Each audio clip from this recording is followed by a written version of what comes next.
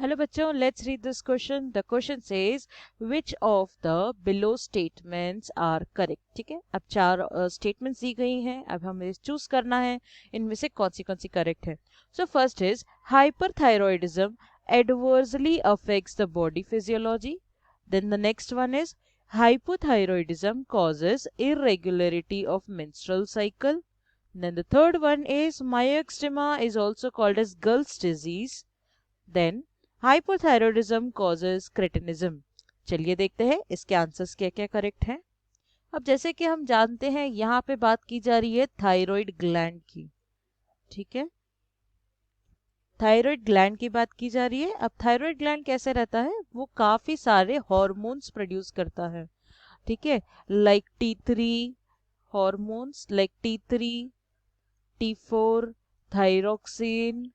Okay, so all these hormones are required for our body functioning, for our smooth body functioning. अगर ये thyroid hormones नहीं produce होते हैं तो दो तरीके की बीमारी और we can say दो disorders हो सकते हैं. There are two conditions first of all.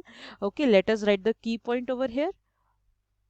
Okay, अब यहाँ पे बात करें अगर हम लोग थायराइड ग्लैंड की तो दो डिसऑर्डर हो सकते हैं. या तो हम उसे बोलेंगे हाइपरथायरॉयडिज्म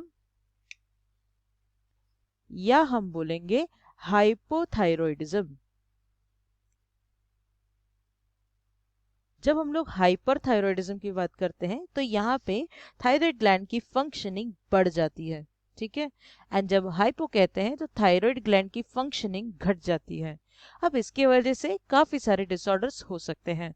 जैसे कि अब हम लोग फर्स्ट ऑप्शन दिया गया है hyperthyroidism adversely affects the body physiology. Yes, ये पॉइंट करेक्ट है. वाई? बिकॉज जब हाइपरथायरॉयडिज्म होता है तो जो हमारा मेटाबॉलिक रेट है ना वो भी काफी बढ़ जाता है. Metabolic rate increases.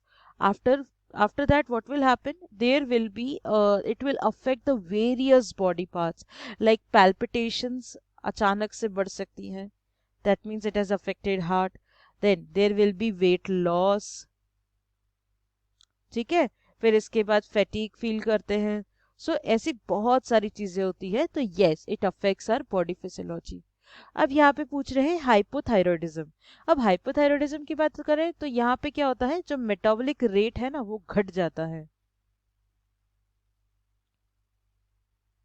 Metabolic rate घट जाता है. ठीक है, और जो हमारा वेट रहता है वो बढ़ते जाता है. अब इसके दौरान वापस से यहाँ पे कुछ भी जो थायराइड हार्मोन्स रहते हैं वो प्रॉपर अमाउंट्स में प्रोड्यूस नहीं हो पाते हैं. तो अगर हम लोग जानते हैं तो रिप्रोडक्टिव साइकिल के लिए hormones play a very essential role. तो यहाँ पे क्या हो रहा है, यहाँ पे तो हार्मोन्स प्रोड्यूस ही नहीं हो रहे हैं, यानी कि जो हमारे मेंस्ट्रुअल साइकिल के लिए हार्मोन्स चाहिए वो एसेंशियल अमाउंट में नहीं मिल रहे हैं. So what will happen, yes there will be irregularity in the menstrual cycle. So this option is also correct. Now next is myxedema is also called as girl's disease. Yes, myxedema की बात की जाए तो myxedema एक disorder है because of hypothyroidism.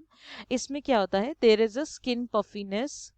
Okay, skin puffiness and जो tissues रहते हैं, the underlying tissues are getting thick and dry. Okay, so yes, this is also correct. It is called as girl's disease also.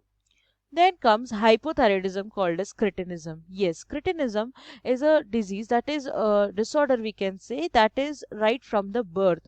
अब ये birth से कैसे हुआ, क्योंकि अगर हाइपोथायरॉयड थायराइड ग्लैंड की बात करें तो thyroid gland mainly functions on the on iodine. Okay, तो अगर during the pregnancy period if the woman is not having enough iodine in her diet, तो yes, the child may be affected with cretinism. That means it will affect her mental state. Okay, her or his mental state. So basically I'll say that this option is also correct. तो चलिए हमने देख लिया कि ये चारों option ही correct हैं. अब एक बार फिर से हम लोग रिवाइज कर लेते हैं.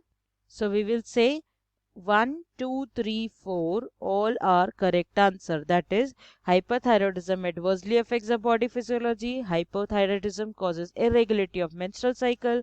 Myxedema is called as girl's disease, and hypothyroidism causes cretinism. I hope you have understood. Well, all the best.